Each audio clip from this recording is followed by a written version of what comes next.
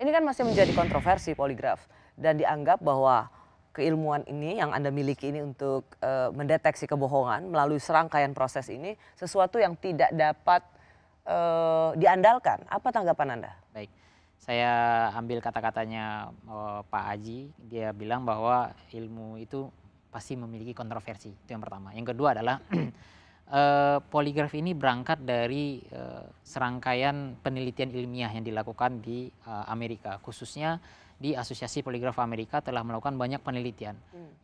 Terkadang untuk menegakkan satu metodologi poligraf tertentu, misalnya kita menggunakan di sini adalah Utah ZCT. Utah ZCT ini memiliki akurasi 93%. Nah, sekelompok peneliti ini ketika melakukan penelitian itu tidak ujuk-ujuk mengeluarkan statement 93%. Enggak. Dia akan mengeluarkan bentuk jurnal bahwa dia melakukan poligraf seperti ini metodologinya. Nanti orang-orang ahli poligraf dari seantero dunia dia akan melakukan pemeriksaan poligraf menggunakan metode itu. Nanti dari pemeriksaan yang berkali-kali yang ada replikasinya, disitulah muncul akurasi tersebut. Oke. Seperti itu. Jadi akurasi itu bukan didapatkan berdasarkan klaim sepihak, tapi itu adalah berdasarkan replikasi penggunaan di lapangan. Bagaimana hasil tersebut mencapai tingkat akurasi 93%. Ya. Anda juga menjadi salah satu tim pemeriksa poligraf para terdakwa kasus pembunuhan Joshua. Anda ikut memeriksa Putri Chandrawati, memeriksa hasil poligraf Verdi Sambo, Kuat Makruf, Ricky Rizal.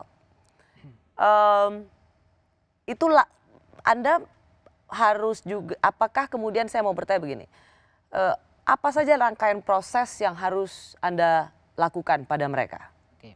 Pertama kita akan menyodorkan suatu agreement bahwa dia mau diperiksa atau tidak gitu. Nanti dia tanda tangani. Kalau misalnya tidak mau menandatangani berarti dia menolak untuk pemeriksaan. Dan dari semua terdakwa ini mereka semuanya harus ada persetujuan dulu. Kalau misalnya sudah ditandatangani berarti semuanya setuju.